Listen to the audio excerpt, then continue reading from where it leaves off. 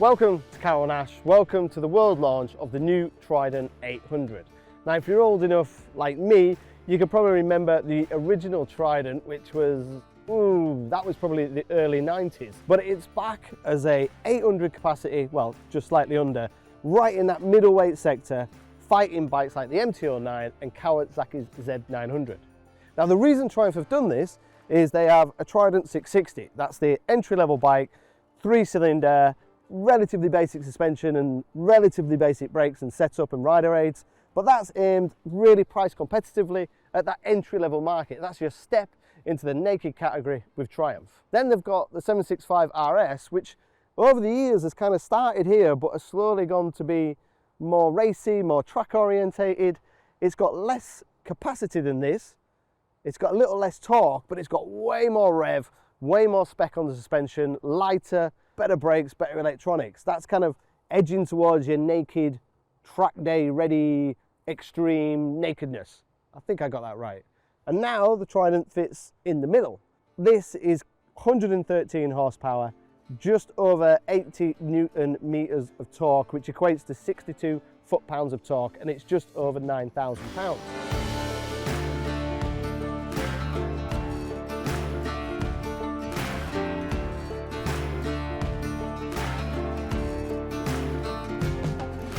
Essentially, they've got the new Trident 660 kind of dimensions, because the Trident 660 is going to be changed in a couple of weeks. We've got Showa big piston forks up front, which have got rebound and compression, no preload. Showa rear suspension, which has got rebound and preload, but no compression. Triumph branded brakes. We've got the engine basically out of the Tiger Sport, with slightly different airbox and slightly different exhaust and fueling, but near as damn it, it's that engine. Similar seat height to the 660, and in terms of weight, it's just a few kilograms more than the entry-level 660. So in summary, it's a higher spec, more power, more torque than the 660, but not fully adjustable, high-end suspension and Brembo racy brakes like the RS. It's sitting right in that middle chunk. In terms of electronics, we've got 3 rider modes that can be changed on the fly. We've got cornering ABS and cornering traction control. The cornering traction control we can turn off if you want to be slightly immature and pull a few wheelies, but you can't do that on the move. You can only do that when you're static at a standstill. The clocks have got Bluetooth connectivity if you want turn-by-turn navigation or you want to listen to music and take some calls.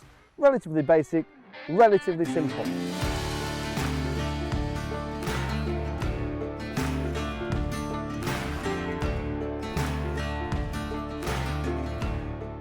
Today here in Cyprus, we've done a full day of riding in absolute every condition imaginable. It was 19-20 degrees here along the coast, beautifully and sunny.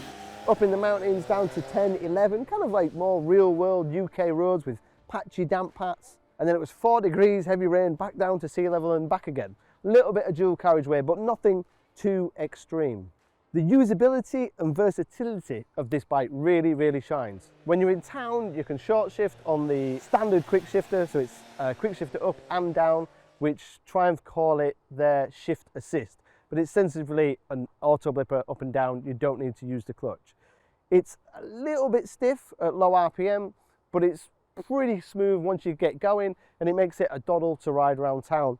The seat is nice and narrow, it's nice and low. If I remember right, it's 8'10", and it's only a few kilograms heavier than the 660. So it's all very manageable, all very easy. Almost questions, do you really need a rain mode? And do you really need the smaller, lower 660? Because it's so enjoyable and manageable. Then when you get up into the mountains, you get away from the traffic, you can start to enjoy it. It's got loads of torque, loads of drive, loads of feel. It's got a really lovely exhaust tone to it, like all Triumph 3-cylinders have. A little burble on the overrun. You're not riding it like you do the 765 RS, where you're chasing the revs and making it scream. You're just driving it in that big fat mid-range. But unlike the 660, it doesn't run out of grunt, it doesn't run out of puff. If you want to do a quick overtake in third or fourth, you don't have to come back to second, it'll just drive round. It actually makes more torque in the mid-range than the 765, its sporty sibling. That makes 80 Newton meters of torque, this makes 84 Newton meters of torque.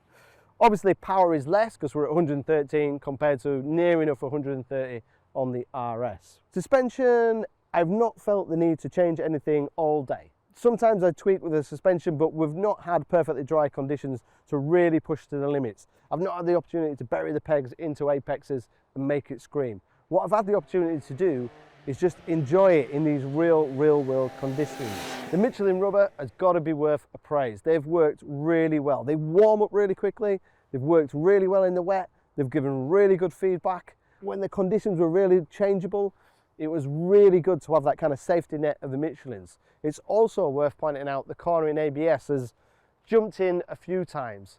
I've never felt it working, but there was a few occasions where I was going into a dry corner and then halfway through that corner was wet and I was carrying a little bit too much speed and I just brushed the front brake. Normally I wouldn't do that, but when you've got cornering ABS, you've got that safety net. I know I can do that and I know I can pull it back to the apex, just slow the speed down despite the really slippery conditions. It's all big praises for the Triumph. I think there's a few people out there who might want the clocks to be a little bit more tech and want a little bit more. They've got Bluetooth connectivity and get turn-by-turn navigation, but maybe some people want a little bit more. Heat grips are optional extra, they don't come as standard, but for just over £9,000, it's a tough bike to find a fault with.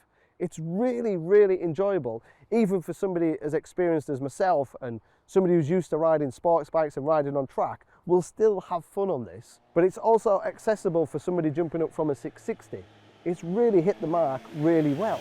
The big problem for Triumph is Yamaha have also got a bike that's really good at this, and Kawasaki have also got the Z900. Because they're 900, they've got more power, more torque, but they are more pricey and they are a bit more weighty, especially with the Kawasaki. So that's hopefully a group test that we can get together here at Kawa now.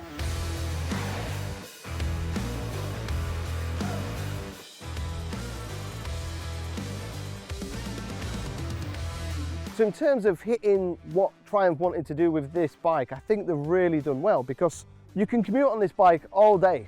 Monday, Tuesday, Wednesday, Thursday, Friday, ride in and out of any city, really good fueling, very comfortable, very easy going, very manageable, even for a short rider like me. And then on a weekend, put your sports jacket on, put your airbag in, your protective jeans, turn off the traction control and go chase your sports bikes mates.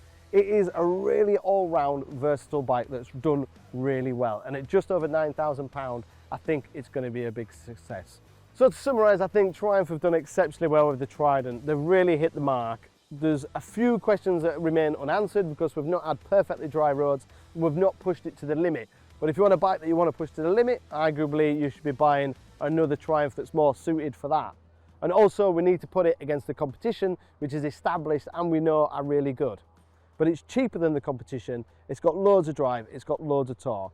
The big question mark I think for me, for a lot of people like yourself, and hopefully we can get a discussion going down below, is what do we think about the style and the looks? Because it's styled very different to the kind of almost futuristic Yamaha and Kawasaki. It'll be interesting to read your opinions. If you want to know any more technical questions like actual seat height or rake and trail, wheelbase, how it compares to the new 660 that we'll be riding in a few weeks' time, then as always, please fire some questions below and I shall see you on the next one.